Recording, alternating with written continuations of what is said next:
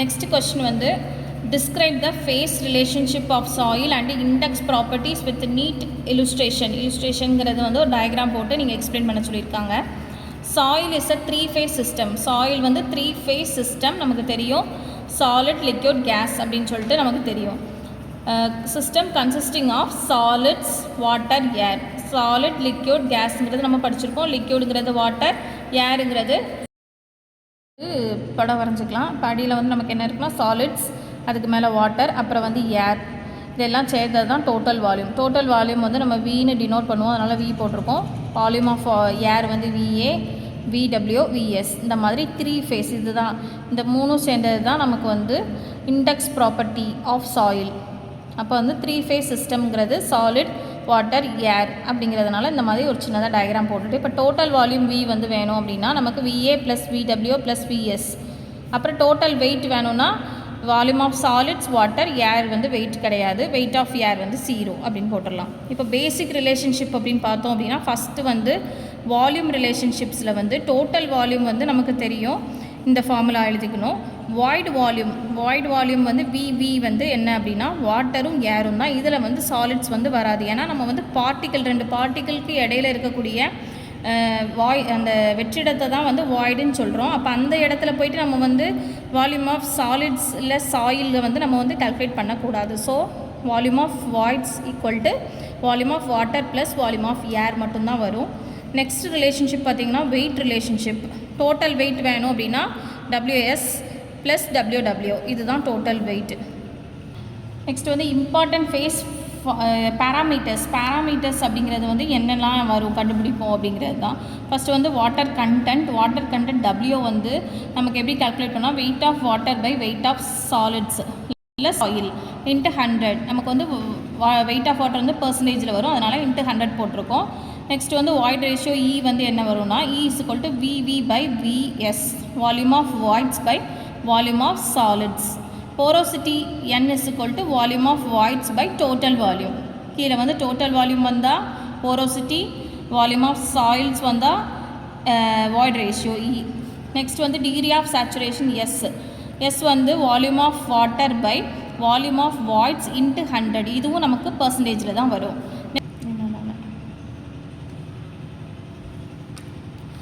Degree of saturation S வந்து S is equal to volume of water by volume of voids into 100.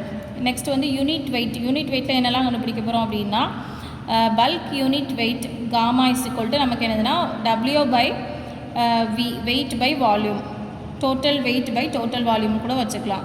அதுதான் நமக்கு என்ன bulk unit weight. அப்போ bulk அப்படின்னாலே total weight by total volume. இப்போ dry unit weight அப்படிங்கும்போது gamma d, அது வந்து காமா நம்ம டினோட் பண்ணுவோம். Gamma d is equal to weight of solids by total volume. இப்போது பல்க் வெயிட்டை வந்து காமான்னு சொல்லுவோம், ட்ரை யூனிட் வெயிட்டை வந்து காமா டி அப்படின்னு டினோட் பண்ணுவோம்.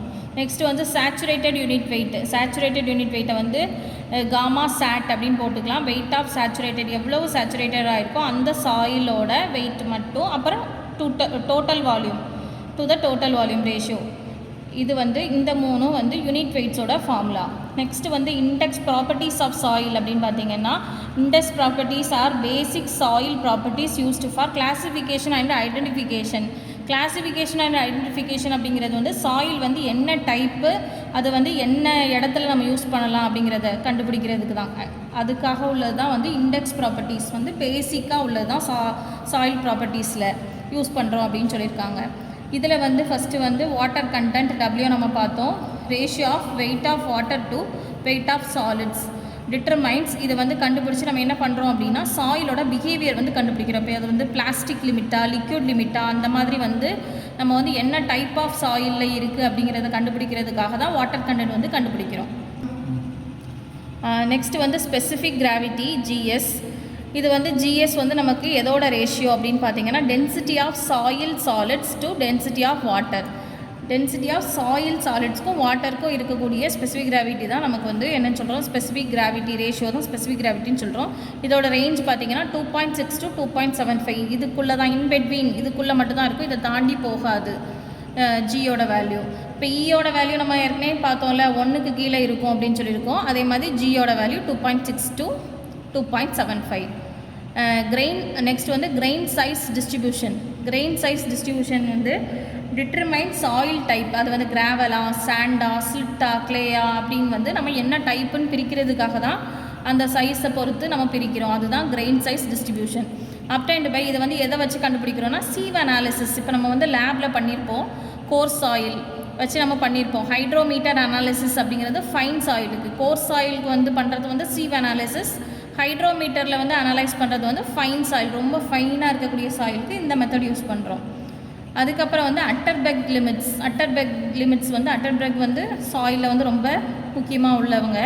அவங்க என்ன சொல்லியிருக்காங்க அப்படின்னு பார்த்தீங்கன்னா, அவர் வந்து சில லிமிட்ஸ் வந்து வச்சுருக்காங்க. Used for fine grinded soil என்னெல்லாம் சொல்லியிருக்காங்க, liquid limit, plastic limit, shrinkage limit, plasticity index.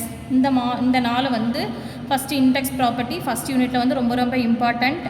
இப்போ லிக்யூட் லிமிட்டை வந்து எல்னு சொல்லியிருக்கோம். Soil behaves like liquid. ரொம்ப மண்ணில் வந்து தண்ணி அதிகமாக இருக்குது அப்படின்னா நம்ம லிக்யூட் லிமிட்னு சொல்லலாம். இப்போ வந்து சாயிலும் தண்ணியும் ஓரளவுக்கு ஈக்குவலாக இருக்குது அப்படின்னா நம்ம வந்து அது என்னென்னா பிளாஸ்டிக் லிமிட் சொல்கிறோம். Soil start crumbling. சாயில் வந்து என்ன ஆகும்னா க்ரம்பிள் ஆக வந்து ஆரம்பிக்கும்.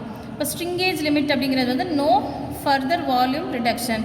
இதுக்கப்புறம் வந்து அந்த வால்யூம் அதோட அளவு வந்து குறையாது அப்படிங்கிற இடத்துல தான் வந்து நமக்கு ஸ்ட்ரிங்கேஜ் லிமிட் வந்து இருக்குது.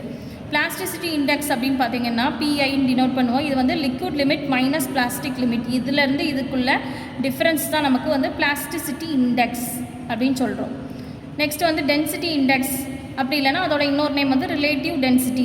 இது எப்படி கண்டுபிடிக்கிறோன்னா ஐடி. இது வந்து இம்பார்ட்டன்ட் ஃபார்முலா. சம் வந்து நிறைய வரும் இது ரிலேட்டடாக. இப்போ இதோட ஃபார்முலா என்ன பார்த்தீங்கன்னா e max minus e divided by e max minus e minimum. இதுதான் வந்து டென்சிட்டி இண்டெக்ஸோட formula.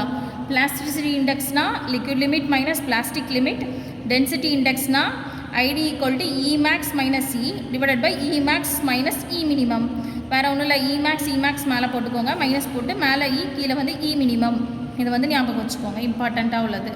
Indicates the compactness of sandy soils. இது வந்து எதை டென்சிட்டி இண்டெக்ஸ் வந்து எதை இண்டிகேட் பண்ணுது அப்படின்னா சாண்டி சாயில்ஸை வந்து இண்டிகேட் பண்ணுது. நெக்ஸ்ட் லாஸ்ட்டாக வந்து யூனிட் வெயிட் அல்லது டென்சிட்டி பார்த்தீங்கன்னா helps in evaluating strength and stability. ஒரு சாயிலோட ஸ்ட்ரென்த்தையும் ஸ்டெபிலிட்டியும் வந்து எவாலுவேட் பண்ணுறதுக்கு தான் இதோட யூனிட் வெயிட் அப்படி இல்லைன்னா டென்சிட்டி வந்து நமக்கு யூஸ் ஆகுது. இதோட நம்ம 13 மார்க்ஸ் வந்து முடிஞ்சிச்சு. தேங்க்யூ.